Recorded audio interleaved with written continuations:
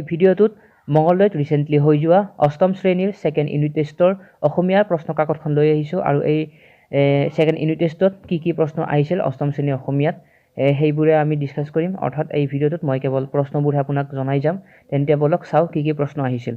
Total 25 মাৰ্কৰ এই এক্সামটো আছিল আৰু সময় 1 ঘণ্টা আছিল। আৰু এই প্ৰশ্নখনত প্ৰথম প্ৰশ্নটো দিছিল শ্ৰী শ্ৰী শংকৰদেৱ কবিতাটো প্ৰথম 5 শাৰী মুখস্থ লিখা। হয়, শ্ৰী শ্ৰী শংকৰদেৱ নামৰ কবিতাটো 5 শাৰী মুখস্থ লিখিব কৈছিল আৰু ইয়াতে 5 মাৰ্ক আহিছিল। তাৰপিছত 2 নম্বৰত ক খ গ ঘ ঙ এনেকৈ 5টা কুৱেশ্যন দিছে আৰু প্ৰতিটোত 1 নম্বৰকৈ আছে। আৰু ক নম্বৰত সুধিছে যে 2001 চনটো কি বৰ্ষ হিচাপে ঘোষণা কৰা হৈছে। হয়, 2001 চনটোক কি বৰ্ষ হিচাপে ঘোষণা কৰা হৈছে সুধিছে।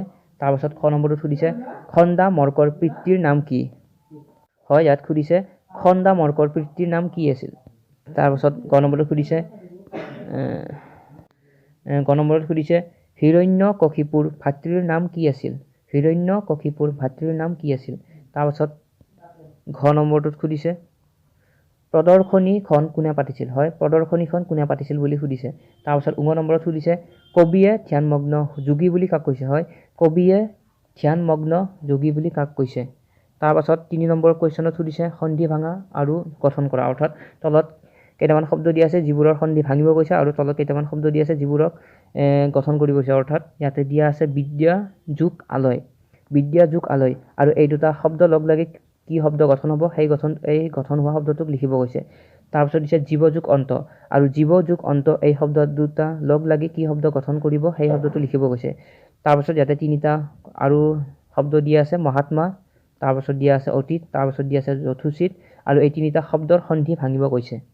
তাৰপিছত 4 নম্বৰত সুধিছে তলত দিয়া শব্দবিলাক বহু বচনলৈ পৰিৱৰ্তন কৰা আৰু ইয়াতে 5 মাৰ্ক আছে। হয়, ইয়াত শিক্ষক, ছাত্ৰ, মানুহ, গৰু, গুৰু শব্দ দিয়া আছে 5টা আৰু এই 5টা শব্দক বহু বচনলৈ পৰিৱৰ্তন কৰিব কৈছে।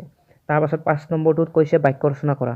5 মাৰ্ক আছে, বাক্য ৰচনা কৰিব দিছে আৰু ইয়াতে প্ৰথম শব্দটো দিছে শিপিনী, তাৰপাছত দিছে শয়নে সপোনে, তাৰপাছত চিৰবৈৰী, তাৰপাছত দিছে গৰিমা আৰু তাৰপাছত দিছে ফুলনি আৰু এই শব্দবোৰৰ বাক্য ৰচনা কৰিব দিছে। তেন্তে এইখিনিয়ে আছিল প্ৰশ্নবোৰ। যিসকলে ভিডিঅ'টো চালে তেওঁলোকক ধন্যবাদ আৰু যিসকলে ছাবস্ক্ৰাইব কৰা নাই তেওঁলোকে ছাবস্ক্ৰাইব কৰি ল'ব আছাম ষ্টাডি পইণ্টক। এই চেনেলটোত জব ৰিলেটেড আপডেটবোৰ আৰু ষ্টুডেণ্টবোৰৰ সহায় হোৱাকৈ কিছুমান ভিডিঅ' দিয়া হয় আৰু এনেকুৱা ভিডিঅ'বোৰ পাই থাকিবলৈ চেনেলটো ছাবস্ক্ৰাইব কৰি ৰাখিব। ধন্যবাদ।